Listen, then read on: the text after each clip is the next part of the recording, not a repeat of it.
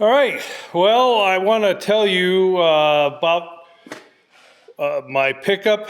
I had a 2005 Colorado that in June of this last summer, the engine cratered, and it was on the video, and I was pulled the engine out and we took a look at it, opened it up, and there was a couple pistons that were in bad shape. Not only that, but the rod bearings was almost turned, had scorched the crankshaft journals.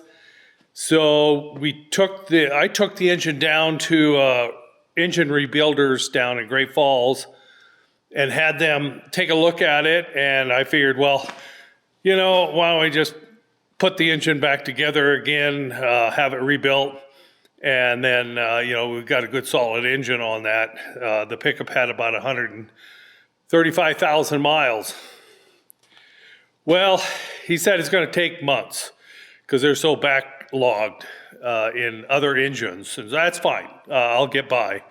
Well, I contacted them about, a little over a month ago to see how they were coming. They said, well, because I had dropped the heads off. They did the heads. Well, then because that was something they could do right away, the guy that was doing heads. Well, the crankshaft, when they mic'd it, they said it's going to need 30 thousandths for bearings. Because it's wore that much, they're going to have to take that much off. Well, there isn't any 30 thousandths bearings anymore. That used to be a common thing, where you could easily get bearings standard 10, 20, 30. They don't make 30s. At least they could not find any supplier that made 30 thousandths. So essentially that crankshaft was toast. Well, to get another crankshaft and then put the engine together, I'm going, I don't know. I'm not going to deal with it right now. So I was looking around for another used pickup for me because all I use it for is to go back and forth to town and around the farm. And it was probably an easy decision to make just to look for a new one. I mean, a new one to me, a used one. So I found a pickup in Great Falls. Mine was a 2005 Colorado. This is a Chevy 1500 2011. Pretty good shape, but it had an issue with the front wheel drive. Okay, as I'm continuing, I've got a few of my furry friends in the shop that just came in. I thought somebody had opened the door, but they went through the doggy door and banged it. So that I thought, I better just see what's going on before I finish telling you. Okay, I'm back at this now. All right. So a very reasonable price on it because, as you know, if you've looked at used price on pickups plus new pickups prices, they're huge. Oh, there they are. It's one above out there, and my wife must have been walking by and kicked them in here, and they do not want to be in here. They want to be outside, and they really are cold weather dogs. They got a lot of fur, so they're doing well. Hey, Patch and Pete, why don't you say hello to everyone? Huh? You want to say hello? Huh? You want to say hello? Yeah, you're saying hello. Yeah. I didn't go walking today. I decided to bring this pickup into the shop, and they want to go walking. This pickup had a problem with the front wheel drive. When you engaged it, you could feel it engage somewhat, but when you turned back and forth, it would make kind of a low rumbling sound. And so I really debated, but I kind of thought, well, maybe it's just that actuator on the front differential. You guys want out so bad. Okay. She walked over. You guys want to go out? Huh? You want to go face that cold weather? Huh? You want to howl? Really? Okay. You ready? Let's see, is she back in the house? All right, there we go. All right, I'm gonna catch it. Anyway, it had an issue with that, and so I went ahead and bought it because I figured, well, you know, if there's something wrong with the front differential, they're not bad to get a rebuilt, not a rebuilt, but a used one. And this already has about 160,000 miles on it, and so, you know, I mean, and I don't use it a lot, just a few times in the winter. Well, what I did is I got an actuator. I took it back to the store because that's not what it is. But I determined by lifting it up and pressing in where the actuator actually presses in the fork to engage the four-wheel drive in the front. And then I turned the wheel and the other wheel didn't turn. So there's something wrong with the front. So what I did is I looked online and I got a used one here, just came, it's boxed up. I'm gonna open this up and see what we have. Okay, let's see, I gotta get one more piece of packaging. Hopefully the camera will be okay. Okay, here we go. It's a used one. It's seen a little bit of salty roads. Not bad. Could be, it'll clean up easy. This is what I'm talking about, is the actuator that forces a plunger in, kicks the fork, engages the four-wheel drive for the front. And so I thought, well, that, you know, that's not a bad fix if that's the problem. Well, what I did is I pulled this out, I stuck a rod in here, turned the wheels, and normally it should lock each wheel because the transfer case was locked. So it should turn the other wheel. When you turn one, it didn't. So something in this unit right here had come apart, and I decided, you know, just a few $100s and you can get a used one and stick it in there and you'll be good to go. I'll go ahead, and I've got seals for this, for the axle seals, and I'll go ahead and replace those because they're, excuse me, they're easy to replace. And I'll check to make sure first that the actuator, or when I press it, will turn both wheels, so that means it's locked. Okay, let me get it out of the box and then I'll get it set up and we'll try it and see if it engages. Okay, let's take a look. So what I've got is, I've got this yoke coming from the transfer case into the front rear end, or front differential, locked, so that it's like it's going to engage. What I'm gonna do is I'm gonna turn this other side, but I'm gonna take this and press in the actuator slot here and press the fork in. I can feel it depress. Let's see if it turns this hub. Okay, I'll release, actuate. Okay, that's what this didn't do. It didn't engage, so something inside of here, when I get it off, I'll finally take it apart. Just kind of curious what went on to cause something with the fork, but I've never dealt with the fork before, so I decided, you know, we'll just go ahead and do it, because a number of people just recommend, don't worry about trying to fix it. Used ones are relatively inexpensive, so why don't you get one? So I did.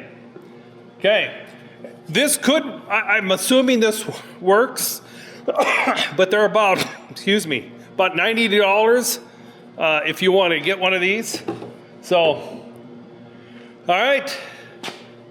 Well, this is the differential of doing the project cheaper. Okay, so I'm gonna raise my pickup up, I'm gonna pull the old unit from my pickup out.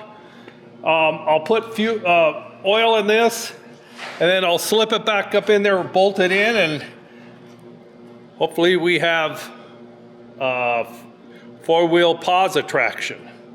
Well, that's Kobe. Okay, I'm gonna go ahead and remove the 4 bolts from the drive line.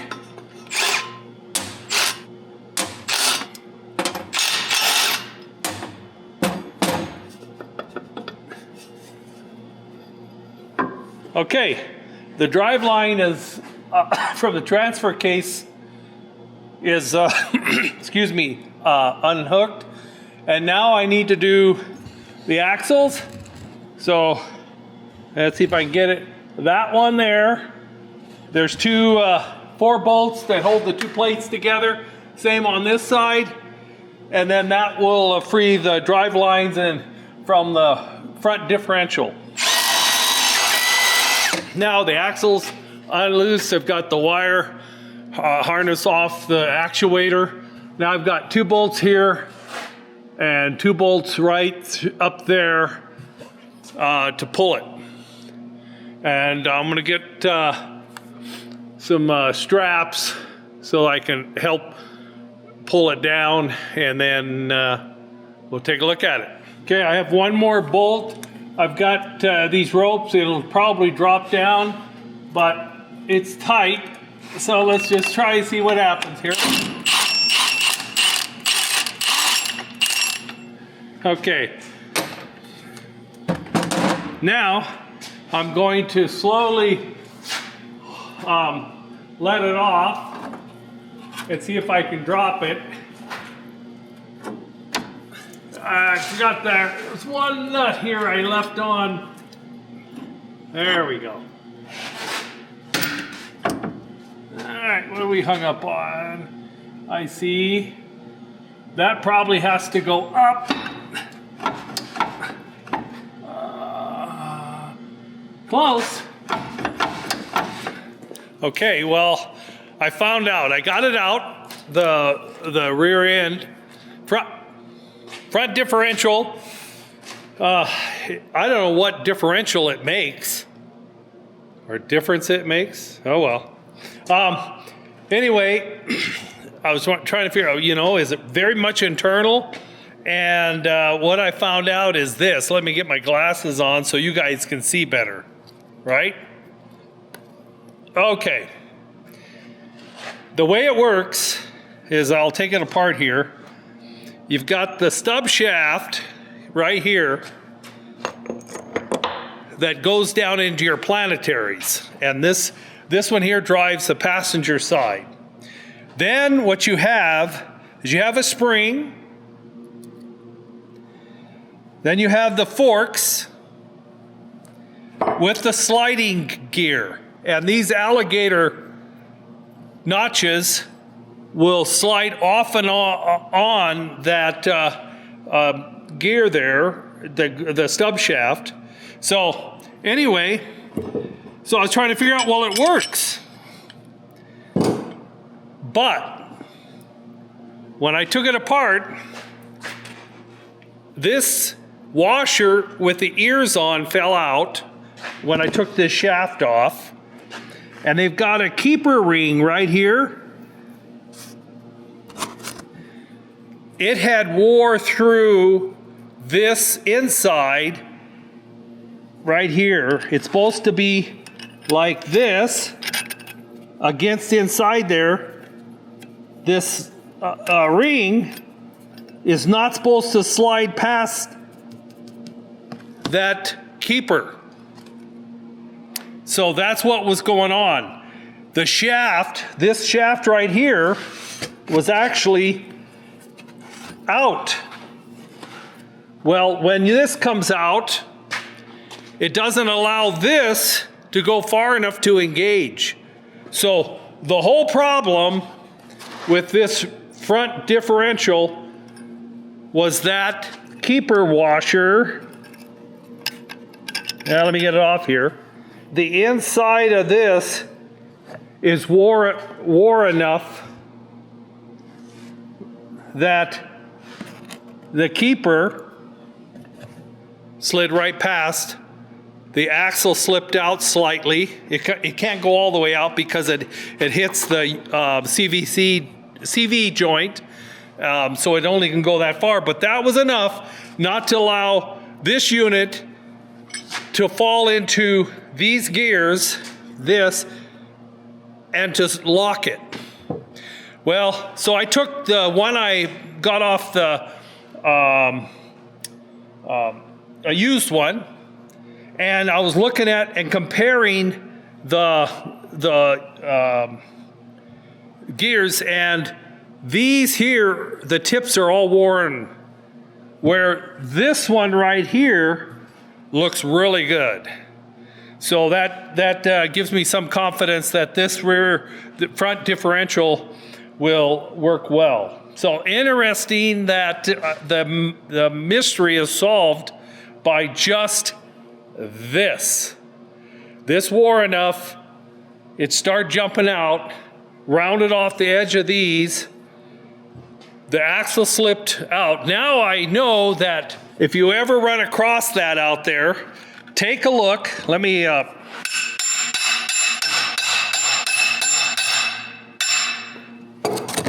see the space in here, and then there's the worn where the seal runs. If you see that, I think that means that this tab washer here has now allowed that to slip out. Consequently, your locking front wheel differential won't work. Okay, gonna put this new one, new to me, back in there, put it together, and then I think I will have four-wheel drive. Okay, well, I'm gonna be putting this back in again, not back in again, because this is the first time. So I just thought, well, I wonder how, because I had a hard time getting that other one out. I did split and take off that one unit. That made it easier to lift up by myself. But and then I thought, well, I'll just see, the best way. And I just lifted up there and it fell in. So, well, I'm going to take it back out again and look at some over. Now I'm facing the same thing. I could probably get it out, but I really don't need to do anything with it. It's in pretty good shape. So I'm going to go ahead and finish installing it. I've got these bolts here. That's got to go right up there. So I've got to lift it up and then start one of these.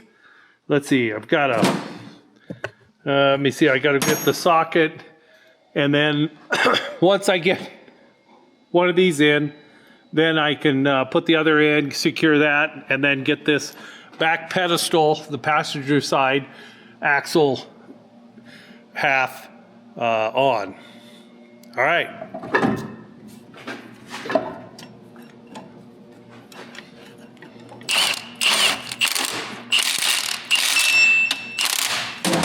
Okay, that was fun. I gotta go get the parts over there and go ahead and assemble this, put some sealant, gasket sealant around, and then tighten that up, and then put the nuts on this to hold that unit up, and I think we got it. All right, let me go get the parts.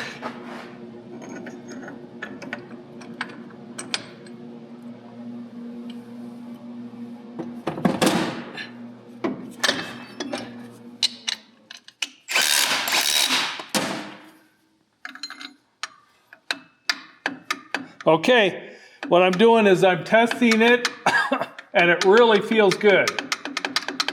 So it looks like everything's in place. Now let's push it in. Okay, it locked. Okay, looks okay. All right, let's put the rest of the bolts in. All right, I want to put those two nuts on the stud to get this lined back up again. All right, let's see. It was, no, there wasn't that socket.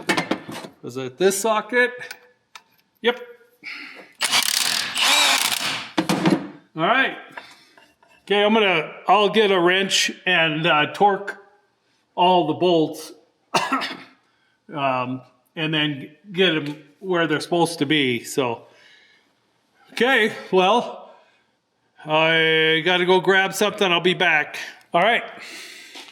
I've got everything torqued to specs, and I filled it up with synthetic and checked it all over. Got the actuator. I tried it before I stuck the actuator on and stuck a chisel in, and it worked. So we'll go ahead and, somebody's calling. Better find out who it is. Let's go take it for a test drive after I answer this call.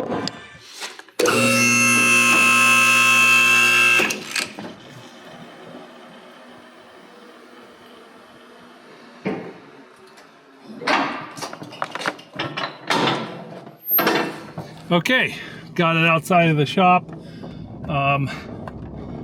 Let's look for a place that might be able to try it. Okay. Okay, I'm gonna gun it or accelerate and just see. It's in two-wheel drive now and see how it responds. Oh yeah. All right, now let's go ahead and put it in 4 high. Okay, it says it's locked. Oh yeah, it's working.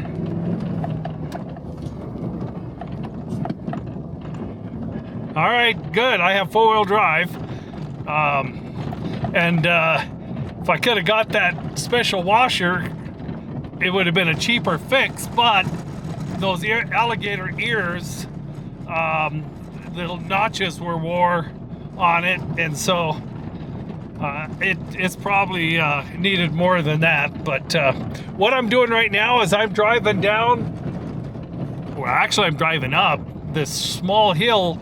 This is our walking path in the morning, and I've done about a mile and 1/8 through the fields, and that way we can keep the dogs off the road because they really want to walk with us, and they love the adventure.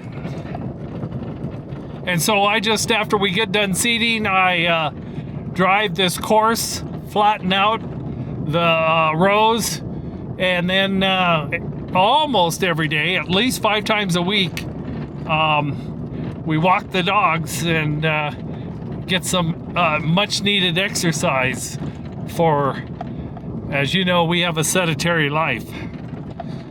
But anyway, I'm glad to have a 4-wheel drive for this winter, because they're talking like it's going to be, enough of a winter that it'll be nice to not be in a position in town where you're trying to go up a hill or get out of a parking place and you can't quite do it because 2-wheel drive won't hack it. All right, thanks for coming along. We're going on the next adventure.